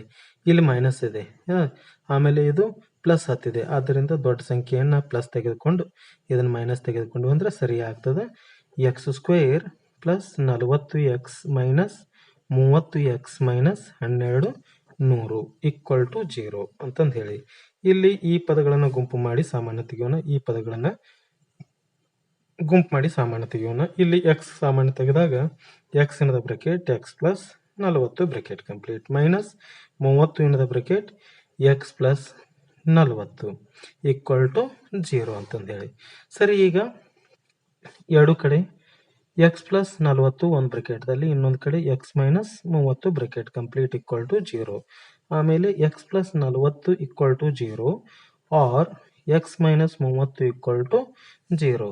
X is equal to minus 40 or x is equal to 30 ಅಂತಂದು ಹೇಳಿ ಆಗ್ತದೆ. ಇಲ್ಲಿ ಇದು ಋಣಾತ್ಮಕ ಅದ, ಇದು ಧನಾತ್ಮಕ ಅದ. ಆದ್ದರಿಂದ ನಾವು ರೈಲಿನ ಜವವನ್ನು ಧನಾತ್ಮಕ ಇರುವುದನ್ನು ತೆಗೆದುಕೊಳ್ತೀವಿ. ರೈಲಿನ ಜವ equal to x equal to 30 kilometre per hour ಅಂತಂದು ಹೇಳಿ ಆಗ್ತದೆ. ಅಥವಾ ಪ್ರಶ್ನೆ, ಎರಡು ಕ್ರಮಾನುಗತ ಬೆಸ ಧನ ಪೂರ್ಣಾಂಕಗಳ ವರ್ಗಗಳ ಮೊತ್ತವು 790 ಆದರೆ ಆ ಪೂರ್ಣಾಂಕಗಳನ್ನು ಕಂಡುಹಿಡಿಯಿರಿ. ಇದು ಕೂಡ ವರ್ಗ ಸಮೀಕರಣಕ್ಕೆ ಸಂಬಂಧಿಸಿರ್ತಕ್ಕಂತಹ ಲೆಕ್ಕಗಳಾಗಿವೆ. ಸರಿ, ಎರಡು ಕ್ರಮಾನುಗತ ಅಂತಂದ್ರೆ ಒಂದಾದ ನಂತರ ಒಂದು ಬರ್ತಕ್ಕಂತಹ ಬೆಸ ಧನ ಪೂರ್ಣಾಂಕಗಳು. ನಾವೇನ್ ಮಾಡೋಣ, ಮೊದಲ ಬೆಸ ಸಂಖ್ಯೆಯನ್ನು ತೆಗೆದುಕೊಳ್ಳೋಣ. ಮೊದಲ ಬೆಸ ಸಂಖ್ಯೆ ಈಕ್ವಲ್ ಟು ಎಕ್ಸ್ ಆಗಿರಲಿ ಅಂತಂದು ಹೇಳಿ. ಆಮೇಲೆ ನಂತರದ ಬೆಸ ಸಂಖ್ಯೆ ಈಕ್ವಲ್ ಟು ಎಕ್ಸ್ ಪ್ಲಸ್ 2 ಅಂತಂದೇಳಿ. ಅಂದರೆ ಯಾವುದೇ ಎರಡು ಬೆಸ ಸಂಖ್ಯೆಗಳ ನಡುವಿನ ಒಂದು ವ್ಯತ್ಯಾಸ ಎಷ್ಟಿರ್ತದಪ್ಪ ಅಂತಂದ್ರೆ 2 ಅಂತಂದು ಹೇಳಿರ್ತೈತಿ. ಒಂದನ್ನು ಸೇರಿಸಿವಿ ಅಂತಂದ್ರೆ ನಂತರದ ಸಮಸಂಖ್ಯೆ ಬರ್ತಾ ಇರ್ತದೆ, ಅದಕ್ಕಾಗಿ 2 ಅಂತಂದು ಹೇಳಿ ತೆಗೆದುಕೊಳ್ತೀವಿ. ಈಗ ಈ ಎರಡೂ ಸಂಖ್ಯೆಗಳ ವರ್ಗ ಅಂತಂದ್ರೆ ಅನುಕ್ರಮ ಸಂಖ್ಯೆಗಳು ಎಕ್ಸ್ ಮತ್ತು ಎಕ್ಸ್ ಪ್ಲಸ್ 2 ಇವುಗಳ ವರ್ಗ, ಎರಡರ ವರ್ಗ, ಅವುಗಳ ಮೊತ್ತ ಈಕ್ವಲ್ ಟು ಎಷ್ಟು, 290 ಅಂತಂದು ಹೇಳಿ ಆಗ್ತದೆ. ಸರಿ, ಈ ರೀತಿಯಾಗಿ ನಾವು ಸಮೀಕರಣವನ್ನು ಬರೆದ ನಂತರ ಎಕ್ಸ್ ಸ್ಕ್ವೇರ್ ಪ್ಲಸ್ ಇದನ್ನ A plus B whole square ಅಂತಂದು ಹೇಳಿ ಮಾಡ್ಕೊಳ್ಳೋಣ. ಮಾಡಿದಾಗ ಇದು x square plus 4x plus 4 is equal to 290. ಈಗ 2x square plus X square ಅಂತಂದ್ರೆ ಎಷ್ಟಾಗ್ತದೆ, ಅದು 2x ಸ್ಕ್ವೇರ್ ಪ್ಲಸ್ 4x. ಈ 290 ಈ ಕಡೆ ತೆಗೆದುಕೊಂಡು ಬರೋಣ. Plus 4 minus 290 equal to 0. 2x square plus 4x, ಇಲ್ಲಿ ಮೈನಸ್ 290 ಇದೆ, ಇದು ಪ್ಲಸ್ 4 ಇದೆ, ಅದಕ್ಕೆ ಇದನ್ನು ಹೆಂಗೆ ಬರಿತೀವಿ, 286 ಈಕ್ವಲ್ ಟು 0. ಈ ಮೂರು ಪದಗಳು 2ರಿಂದ ಭಾಗ ಹೋಗುವ ಕಾರಣಕ್ಕಾಗಿ 2ರಿಂದ ಭಾಗವಹಿಸಿದಾಗ x square plus 2x minus ಅದು 2 1 2 4 2 3 ಈಕ್ವಲ್ ಟು 0. ಇಲ್ಲಿ ಮೈನಸ್ 143 ಅಂತಂದೇಳಿ ಇದೆ. ಸರಿ, ಇದನ್ನ ನಾವು ಏನ್ ಮಾಡ್ತೀವಿ, 14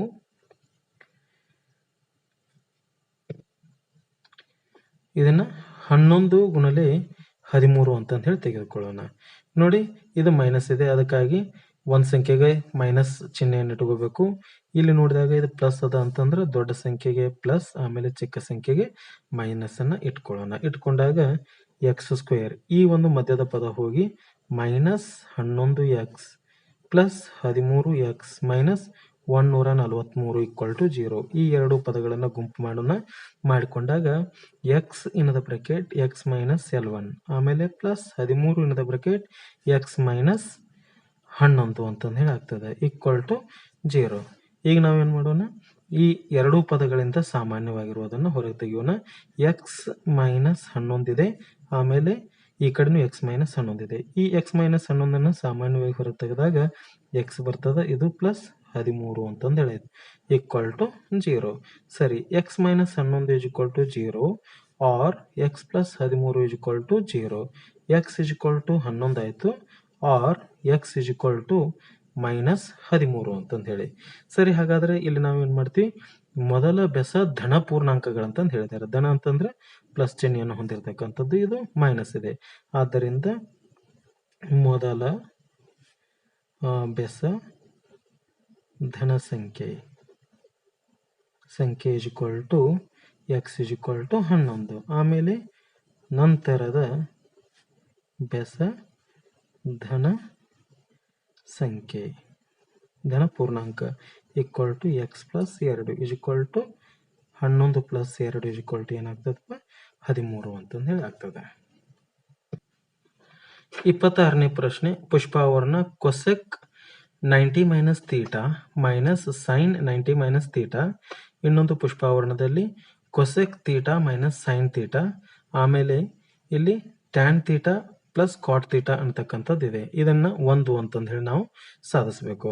ಸರಿ, ಇದು ಪೂರಕ ಕೋನಗಳಿಗೆ ಸಂಬಂಧಿಸಿರ್ತಕ್ಕಂಥ ಪ್ರಶ್ನೆಯಾಗಿದೆ. ತ್ರಿಕೋನಮಿತಿಯ ಪೂರಕ ಕೋನಗಳು. ಸರಿ, ಆ ಪ್ರಶ್ನೆಯನ್ನ ಬರೆದುಕೊಳ್ಳೋಣ.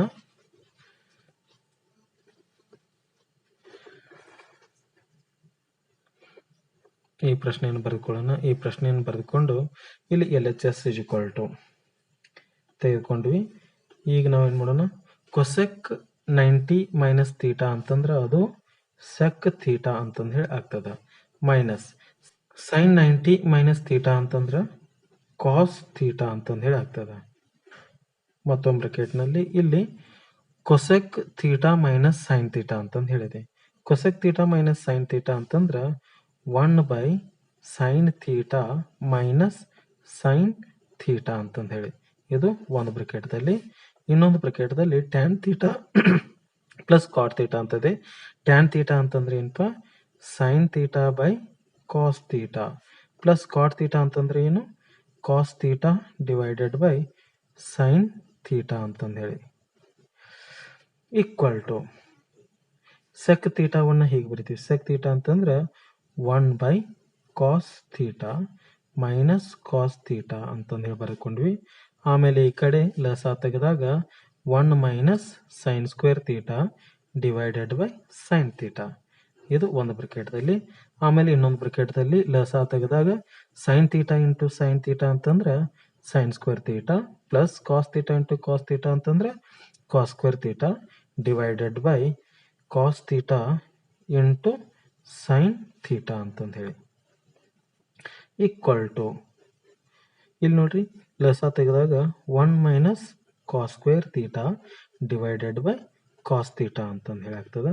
ಇನ್ನೊಂದು ಕಡೆ 1 ಮೈನಸ್ ಸೈನ್ ಸ್ಕ್ವೇರ್ ಥೀಟಾ ಅಂತಂದ್ರೆ ಏನು, cos square theta divided by sine theta into sine square theta plus cos square theta ಅಂತಂದ್ರೆ 1 cos theta into sine theta ಅಂತಂದೇಳಿ ಆಗ್ತದ.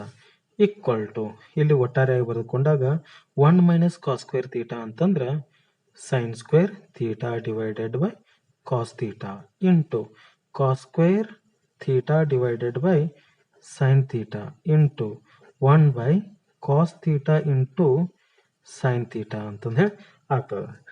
ಸರಿ, ಈಗ ಇಲ್ಲಿ ಕಾಸ್ ಥೀಟಾ ಇದೆ, ಆಮೇಲೆ ಇಲ್ಲಿ ಕಾಸ್ ಸ್ಕ್ವೇರ್ ಥೀಟಾ ಇದೆ, ಕ್ಯಾನ್ಸಲ್ ಆಯಿತು. ಇದೊಂದು ಕಾಸ್ ಥೀಟಾ, ಈ ಕಾಸ್ ಥೀಟಾನು ಕೂಡ ಕ್ಯಾನ್ಸಲ್ ಆಯಿತು. ಆಮೇಲೆ ಸೈನ್ ಥೀಟಾ ಇಲ್ಲೊಂದಿದೆ, ಈ ಸೈನ್ ಥೀಟಾ ಅಂದರೆ ಸೈನ್ ಸ್ಕ್ವೇರ್ ಥೀಟಾ ಆಯ್ತು, ಎರಡು ಸೇರಿ. ಆಮೇಲೆ ಈ ಎರಡು ಸೈನ್ ಸ್ಕ್ವೇರ್ ಥೀಟಾ ಅಂತಂದ್ರೆ ಇಲ್ಲಿ ಕೂಡ ಸೈನ್ ಸ್ಕ್ವೇರ್ ಥೀಟಾ ಇದೆ, ಇವು ಎರಡು ಕ್ಯಾನ್ಸಲ್ ಆಗ್ತವೆ. ಇಲ್ಲಿ ಸೈನ್ ಥೀಟಾ, ಇದೊಂದು ಸೈನ್ ಥೀಟಾ ಕ್ಯಾನ್ಸಲ್ ಆಯಿತು, ಈ ಸೈನ್ ಥೀಟಾ ಕ್ಯಾನ್ಸಲ್ ಆಯಿತು. ಉಳಿತಕ್ಕಂಥದ್ದು ಏನಪ್ಪ, ಒಂದು ಅಂತಂದ್ರೆ ಇದು RHS ಅಂತಂದು ಹೇಳಿ ಆಗ್ತದ.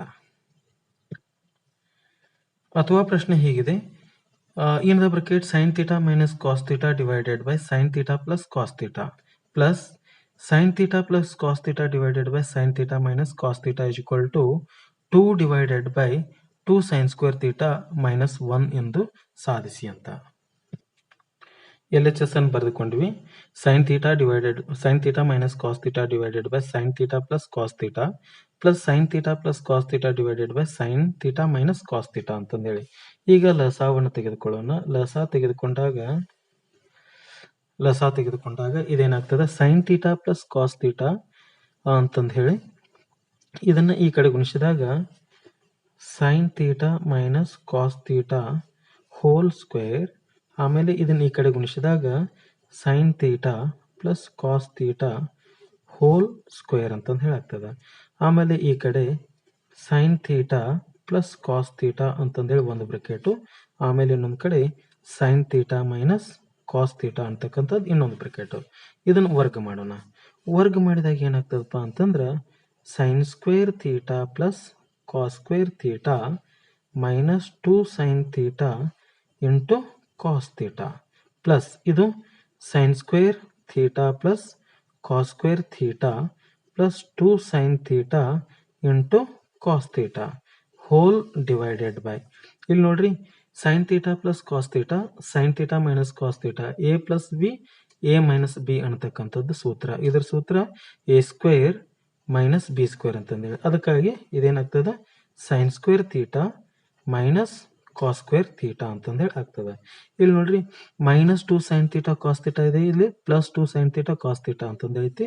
ಇವೆರಡು ಕ್ಯಾನ್ಸಲ್ ಅದು.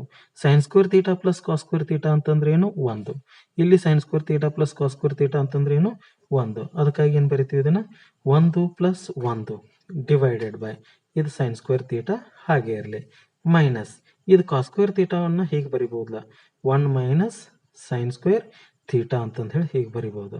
ಬರೆದಾಗ ಅದು equal to 2 divided by sine square theta ಆಮೇಲೆ minus 1 minus into minus plus sine square theta ಅಂತಂದು ಹೇಳಿ ಈಕ್ವಲ್ ಟು ಇದನ್ನು ಹೀಗೆ ಬರಿತೀವಿ 2 divided by 2 sine square theta minus 1 ಅಂತಂದೇಳಿ ಈಕ್ವಲ್ ಟು ಇದೇನಾಗ್ತದೆ ಹೇಳ್ರಿ ಆರ್ ಎಚ್ ಎಸ್ ಅಂತಂದೇಳಿ ಆಗ್ತದ.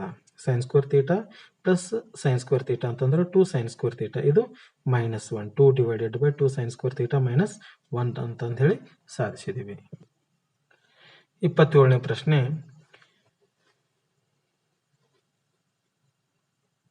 27ನೇ ಪ್ರಶ್ನೆ ಆಗಿದೆ 50√3m ಎತ್ತರದಲ್ಲಿರುವ ಅಂತಂದ್ರೆ ಇದು ಎತ್ತರದಲ್ಲಿರುವ ಒಂದು ಕಟ್ಟಡದ ಮೇಲಿನಿಂದ, ಕಟ್ಟಡದ ಮೇಲೆ ಅಂತಂದ್ರೆ ಇದು ಪಿ ಬಿಂದು, ಮೇಲಿನಿಂದ ನೆಲದ ಮೇಲಿರುವ ಒಂದು ಕಾರನ್ನು ನೋಡಿದಾಗ, ನೆಲದ ಮೇಲಿರುವ ಕಾರು ಅಂತಂದ್ರೆ ಇದು ಆರ್ ಸ್ಥಾನದಲ್ಲಿದೆ. ಇಲ್ಲಿ ನೋಡಿದಾಗ ಉಂಟಾದಂತಹ ಅವನತ ಕೋನ ಎಷ್ಟು 60 ಡಿಗ್ರಿ ಅಂತಂದು ಹೇಳಿ ಆಗ್ತದ. 60 ಡಿಗ್ರಿ ಯಾವಾಗ ಆಗ್ತದ ಅಂತಂದ್ರೆ ಇದು ಕ್ಷಿತಿಜ ರೇಖೆಯನ್ನು ತೆಗೆದ್ವಿ, ಇದು ಪಿ ದಿಂದ 6 ದೃಷ್ಟಿ ರೇಖೆ ಆಯ್ತು. ಇಲ್ಲಿ ಉಂಟಾಗಿರ್ತಕ್ಕಂಥ ಕೋನ ಯಾವ್ದಾಗ್ತದಪ್ಪ ಅಂತಂದ್ರ ಅವನತ ಕೋನ ಆಗ್ತದ. ಸರಿ 60 ಡಿಗ್ರಿ ಆಗಿರ್ತದೆ. ಹಾಗಾದ್ರೆ ಕಟ್ಟಡದ ಬುಡದಿಂದ ಅಂದ್ರೆ ಈ ಕಟ್ಟಡದ ಬುಡದಿಂದ ಕಾರ್ಗೆ ಇರುವ ದೂರವನ್ನ ಕಂಡುಹಿಡಿಯಿರಿ ಅಂತಂದೇಳಿ ಹೇಳಿದ್ದಾರೆ. ಸರಿ ಇಲ್ಲಿ ಕಂಡುಹಿಡಿಬೇಕಾದಾಗ ನಮಗೆ ಈ ಒಂದು ಥೀಟಾದ ಬೆಲೆ ಗೊತ್ತಾಗಬೇಕಾಗ್ತದ. ಸರಿ ಇದು ಪಿ ಎಂ ಮತ್ತು ಕ್ಯೂ ಆರ್ ರೇಖೆಗಳು ಎರಡು ಸಮಾಂತರ ಆಗಿರುವುದರಿಂದ ಪಿ ಆರ್ ರೇಖೆ ಛೇದಕ ಆಗಿದೆ. ಪಿ ಆರ್ ರೇಖೆ ಛೇದಕ ಆದಾಗ ಇದು ಕೋನ ಈ ಕೋನ ಎರಡು ಕೋನಗಳು ಎಷ್ಟದಪ್ಪ ಅಂತಂದ್ರ ಇದು 60 degree. Theta equal to 60 degree ಇತ್ತಂದ್ರೆ ಇದು ಕೂಡ ಥೀಟಾ ಈಕ್ವಲ್ ಟು 60 ಡಿಗ್ರಿ. ಯಾಕೆ ಅಂತಂದ್ರ ಪರ್ಯಾಯ ಕೋನಗಳು ಅಂತಂದು ಹೇಳಾಗ್ತವೆ. ಸರಿ ಈಗ ಇದರ ಆಧಾರ ಮೇಲೆ ನಾವು ಏನ್ ಮಾಡ್ತೀವಪ್ಪ ಅಂತಂದ್ರ ಈ ಒಂದು ಕೋನದ ಅಳತೆಯನ್ನ ಬರೆದುಕೊಂಡು ನಾವು ಕ್ಯೂ ಆರ್ ಅಂತಂದ್ರೆ ಕಟ್ಟಡದ ಬುಡದಿಂದ ಕಾರ್ಗೆ ಇರತಕ್ಕಂತಹ ದೂರವನ್ನು ನಾವು ಕಂಡು ಹಿಡಿತೇವೆ. ಸರಿ ಈಗ ನಾವೇನ್ ಮಾಡೋಣ 27ನೇ ಪ್ರಶ್ನೆಯನ್ನು ತೆಗೆದುಕೊಂಡು 27ನೇ ಪ್ರಶ್ನೆಯಲ್ಲಿ P Q is equal to P ಕ್ಯೂನ ಬೆಲೆಯನ್ನು ಬರೆದುಕೊಳ್ಳೋಣ. ಪಿ ಕ್ಯೂ ಅಂತಂದ್ರೆ ಏನು ಕಟ್ಟಡದ ಎತ್ತರ, ಅದು 50√3 ಅಂತಂದು ಹೇಳಿದೆ. ಸರಿ ಈಗ ಲಂಬಕೋನ ತ್ರಿಭುಜ ಪಿ ಕ್ಯೂ ಆರ್ ದಲ್ಲಿ ಥೀಟಾ ಇಸ್ ಈಕ್ವಲ್ ಟು ಎಷ್ಟು ಡಿಗ್ರಿ ಇದೆ 60 ಡಿಗ್ರಿ ಇದೆ. ನಮಗೆ ಬೇಕಾಗಿರ್ತಕ್ಕಂಥದ್ದು ಏನು ಇದು ಕಟ್ಟಡದ ಎತ್ತರ, ಇದು ಬೇಕಾಗಿರ್ತಕ್ಕಂಥದ್ದು ಕ್ಯೂ ಆರ್ ಬೇಕಾಗಿದೆ. ಕ್ಯೂ ಆರ್ ಅಂತಂದ್ರೆ ಈಗ ಏನಾಯ್ತು ಅಡ್ಜಸೆಂಟ್ ಸೈಡ್ ಆಯ್ತು. ಇದು ಥೀಟಾ ಇದೆ ಅಂತಂದ್ರೆ ಅಡ್ಜಸೆಂಟ್ ಸೈಡ್, ಇದು ಅಪೋಸಿಟ್ ಸೈಡ್ ಅಂತಂದು ಹೇಳಾಯ್ತು. ಅಪೋಸಿಟ್ ಸೈಡ್ ಮತ್ತು ಅಡ್ಜಸೆಂಟ್ ಸೈಡ್ ಇರ್ತಕ್ಕಂಥ ಅನುಪಾತ ಯಾವುದು ಟ್ಯಾನ್ ಥೀಟಾ ಅಂತಂದು ಹೇಳಿ. ಸರಿ ಟ್ಯಾನ್ ಥೀಟಾ ಅಂತಂದು ಹೇಳಿ ಅದಕ್ಕಾಗಿ tan theta is equal to opposite side ಅಂತಂದ್ರೆ P Q divided by adjacent side ಅಂತಂದು ಹೇಳಿ. ಅಡ್ಜಸೆಂಟ್ ಸೈಡ್ ಯಾವುದು ಕ್ಯೂ ಆರ್ ಅಂತಂದು ಹೇಳಿ. ಟ್ಯಾನ್ ಥೀಟಾದ ಬೆಲೆ ಎಷ್ಟಿದೆ 60 ಡಿಗ್ರಿ ಅಂತಂದು ಹೇಳಿ. Tan 60 degree is equal to P ಕ್ಯೂನ ಬೆಲೆ ಎಷ್ಟಾಗ್ತದಪ್ಪ ಅಂತಂದ್ರೆ 50√3. ಆಮೇಲೆ ಕ್ಯೂ ಆರ್ನ ಬೆಲೆ ಎಷ್ಟು ಗೊತ್ತಿಲ್ಲ, ಅದನ್ನು ಹಾಗೆ ಬರೋಣ. tan 60 ಅಂತಂದ್ರೆ √3 equal to 50√3 divided by Q R ಅಂತಂದೇಳಿ ಕ್ಯೂ ಆರ್ನ ಈ ಕಡೆ ತೆಗೆದುಕೊಂಡು ಬರೋಣ. Q R is equal to 50√3 divided by √3. ಈ √3 ಕ್ಯಾನ್ಸಲ್ ಆಯಿತು. ಆವಾಗ Q R is equal to 50 metre ಅಂತಂದೇಳಿ ಆಗ್ತದೆ. ಸರಿ, ಈಗ ಕಾರು ಮತ್ತು ಕಟ್ಟಡದ ಬುಡಕ್ಕೆ ಇರತಕ್ಕಂತಹ ದೂರ 50 ಮೀಟರ್ ಅಂತಂದು ಹೇಳಿ ಅದನ್ನು ಬರಿಬೇಕಾಗತ್ತೆ.